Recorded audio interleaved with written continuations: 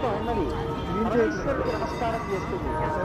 బ్రహ్మణుడు ఉన్నాడు, భక్తికి నమస్కారం చేస్తాడు. ఎవరో ఒకరిని గురువు అని చెప్పడానికి అవకాశం ఉంటుంది. కానీ ఒక్క దత్తాత్రేయుల వారి విషయంలో మాత్రం ఒక పరమాద్భుతమైనటువంటి విషయం. నిజంగా దత్తాత్రేయుల వారి చరిత్రలో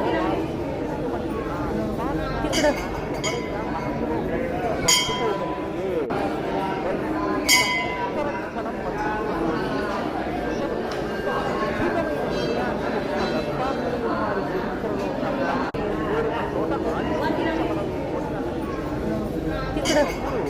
వారు అవధూత సంప్రదాయంలో నేల మీద దిగంబరుడై పడున్నారు.